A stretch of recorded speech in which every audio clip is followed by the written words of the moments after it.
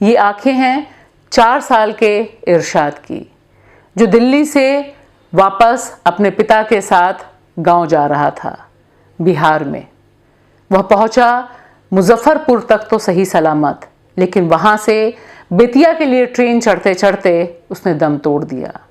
उसके पिता ने बताया कि कुछ भी खाने को नहीं मिला था, पानी तक नसीब नहीं हो पा रहा था, लाडले के पेट में अनाज का एक दाना नहीं था। ये आंखें हमें और आपको परेशान करती हैं, क्योंकि ये खुली रह गई। वे जाना चाहती थी अपने गांव। काश ये आंखें धंस जाती हमारे हुक्मरानों की आंखों में, उनके जहन में, क्योंकि उन्होंने तो पूरी तरह से भारत के मेहनतकश तबके, मजदूर, आम नागरिक के प्रति आंखें फेर ली हैं। हमारे देश की सरकारों को उनके बारे में कुछ न दिखाई दे रहा है, न कुछ सुनाई दे रहा है, और न ही वे देखना चाहते हैं।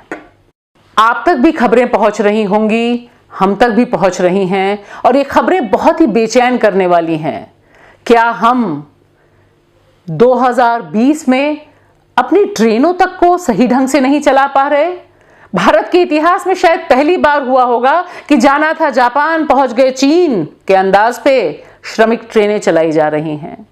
20 से लेकर 40 तक की ट्रेनों की संख्या है, जो कहीं जाते जाते कहां पहुंच गई। तमिलनाडु से निकली झारखंड जाने के लिए, पहुंच गई उड़ीसा।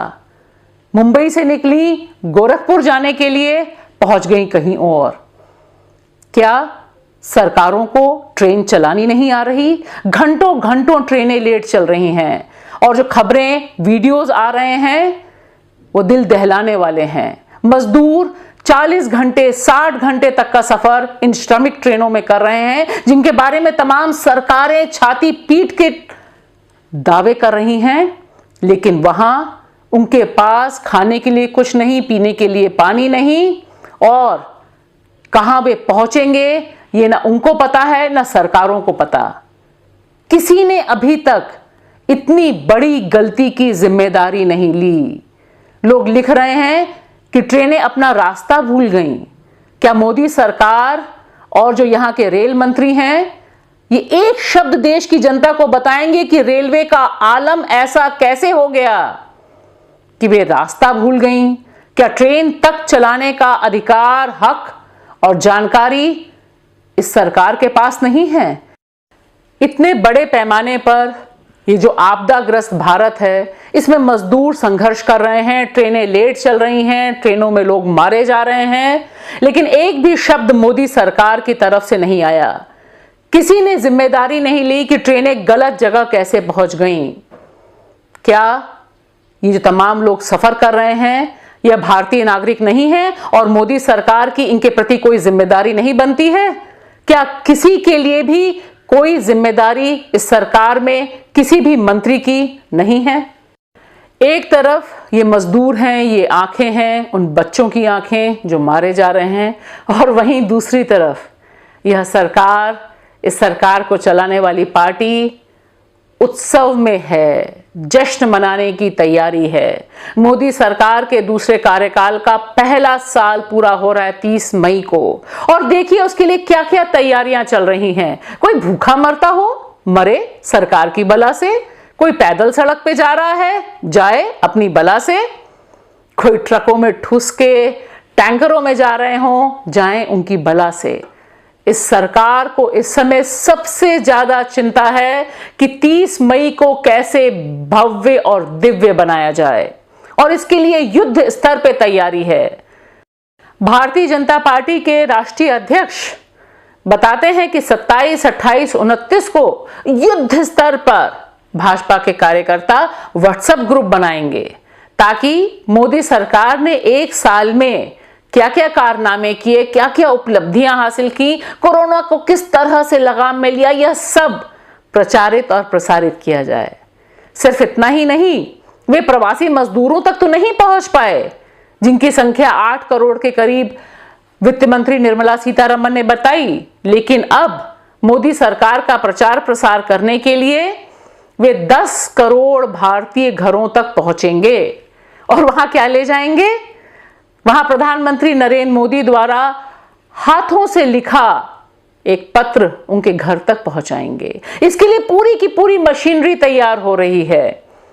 रास्ते में जाने वाले मजदूरों के लिए इस सरकार के पास पानी नहीं है, बसें नहीं हैं, ट्रेनें नहीं हैं, ट्रेनों में जो व्यवस्था होनी चाहिए वह नहीं है, लेकिन सारी की सारी मशीनरी को लगाया जा रहा है कि किस तरह से 10 करोड़ भारतीय नागरिकों के पास प्रधानमंत्री का हाथ से लिखा हुआ पत्र पहुंचाया जाए। उस पत्र में क्या लिखा होगा ये ब्यौरे आप तक पहुंच ही जाएंगे।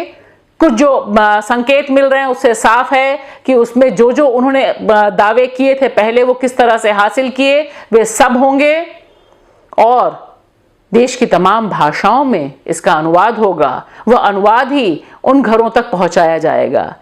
तो दिखाई देता है कि जिस समय देश जल रहा है, जिस समय भारत का नागरिक भूख से मर रहा है, उस समय जो सरकारी तंत्र है वह किस जश्न में लगा हुआ है।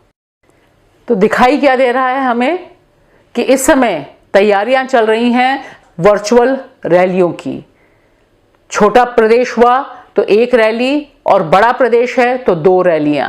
पूरा का पूरा नक्शा तैयार है इस समय जलसे का। इस जलसे में क्या कुछ होगा इसका पूरा विस्तार इस समय देश का जो शासन जिसके हाथ में है, जिस पॉलिटिकल पार्टी के हाथ में है, भारतीय जनता पार्टी के पास पूरा का पूरा नक्शा है।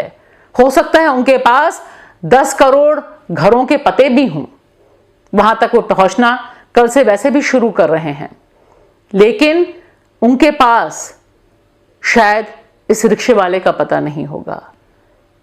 जो आपको स्क्रीन पे दिख रहा है ये पटना के रिक्शे वाले हैं जिन्होंने आत्महत्या कर ली। क्यों? क्योंकि लॉकडाउन से बुरी तरह से तबाह हो चुके थे यह, बाकी और तमाम करोड़ों लोगों की तरह। इनके पास, इस सरकारों के पास इस व्यक्ति को कफन देने तक का पैसा नहीं है। आप देखिए ऐसी हृदय विदारक खबरें आ रही हैं देश के अनेक कोनों से, जिसमें से एक यह भी है जो देश के नागरिक हैं, कूड़ा बिनने का काम करते हैं।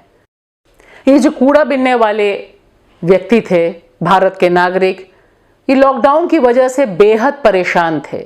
जो ब्यौरे आए हैं उनसे पता चलता है कि बाकी देश के गरीब जिस तरह से जिंदा रहने के लिए संघर्ष कर रहे हैं, ठीक उसी तरह से ये भी कर रहे थे।